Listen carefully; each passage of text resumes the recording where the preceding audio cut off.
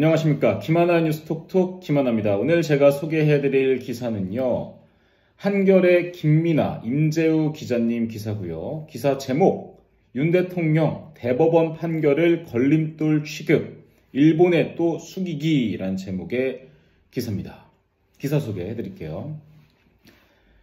윤석열 대통령의 21일 국무회의 들머리 발언은 사실상 한일 정상회담에 대한 대국민 담화에 가까웠습니다. 윤 대통령은 이례적으로 생중계된 국무회의에서 한일 정상회담에 대한 설명에 원고지 30장 분량을 할애했습니다.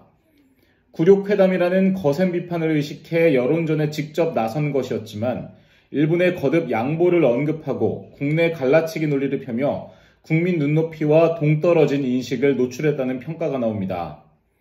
윤 대통령은 정부의 통큰 결단을 부각하면서 일본에 거듭 물러섰습니다.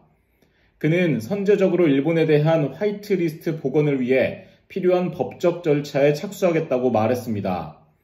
조처를 취한 일본 정부가 한국에 대한 화이트리스트 국가배제 복원 조처를 하지 않았음에도 이번에도 한국 정부가 선제적으로 숙이겠다고 한 것입니다. 지난 16일 정상회담에서 기시다 후미오 일본 총리에게서 정부 사과나 피고기업 기금 출연 언급을 전혀 받아내지 못했음에도 이번에도 한국 먼저를 강조했습니다. 사과가 없었던 일본에 대해서는 이미 수십 차례 우리에게 과거사 문제에 대해 반성과 사과를 표한 바 있다고 했습니다. 윤 대통령은 정상회담에 반대하는 쪽을 정치적 이득을 취하려는 세력으로 몰아붙였습니다. 윤 대통령 특유의 갈라치기를 외교 사안에도 시도한 것입니다. 그는 한일 관계를 전임 정부가 방치했으며 저 역시 눈앞의 정치적 이익을 위한 편한 길을 선택해서 역대 최악의 한일 관계를 방치하는 대통령이 될 수도 있었다고 자신의 결단에 대한 정당성을 부각했습니다. 여작금의 엄중한 국제 정세를 뒤로하고 저마저 적대적 민족주의와 반일 감정을 자극해 국내 정치에 활용하려 한다면 대통령으로서 책무를 져버리는 것이라고 생각했고 우리 사회에는 배타적 민족주의와 반일을 외치면서 정치적 이득을 취하려는 세력이 엄연히 존재한다고 말했습니다. 이번 한일 정상회담에 반대하는 정당이나 시민단체, 일반 시민들을 싸잡아 비난한 것입니다. 이정미 정의당 대표와 안호영 더불어민주당 수석대변인은 각각 정치적 이득을 취하려는 세력이 아마도 대통령의 강제동원 배상해법을 반대하는 시민을 지칭하는 것으로 보인다. 국민과 야당을 파시스트로 매도했다고 반발했습니다.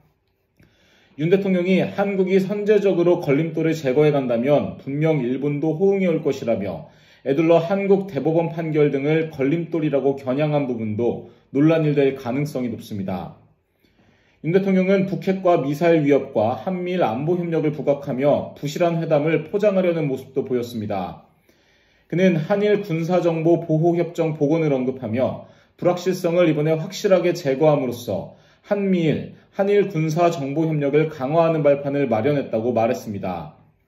안보를 위해 일본과 협력이 불가피하다는 논리를 편 셈입니다.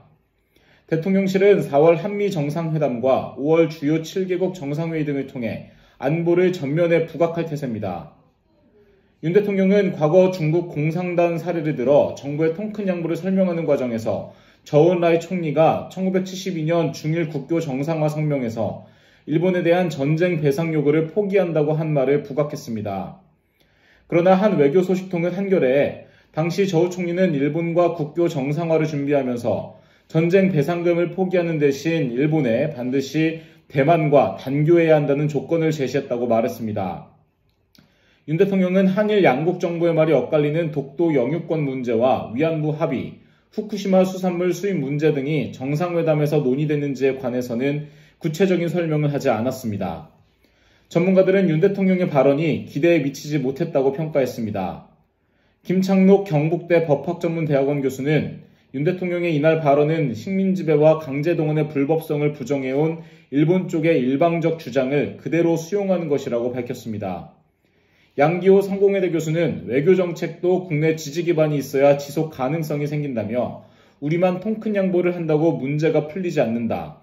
상호 수용 가능한 방향으로 해법을 모색하지 않으면 자칫 돌이키기 어려운 상황을 부르는 자충수가 될 수 있다고 말했습니다.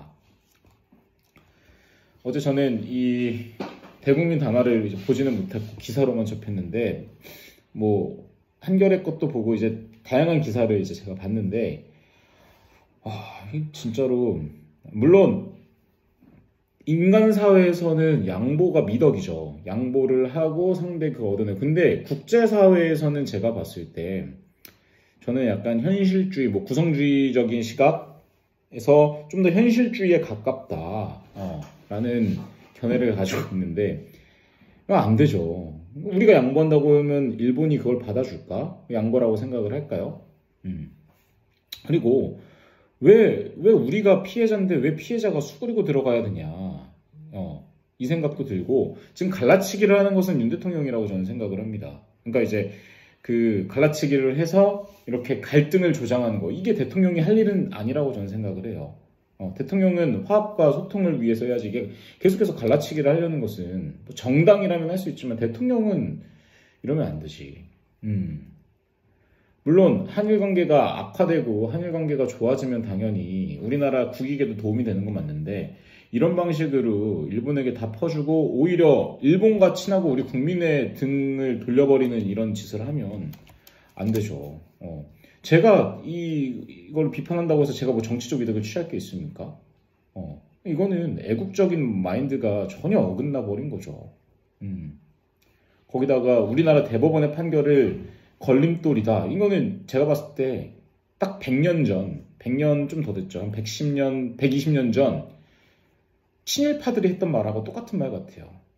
우리가 일본한테 먼저 해야 일본이 우리 잘해줄 거야. 이게 우리나라 발전에 좋아. 라고 했던 친일파들과 크게 다를 바 없는 그런 발언을 대통령의 자리에서 하면 안 된다라고 저도 생각을 합니다. 그래요. 걱정입니다, 진짜.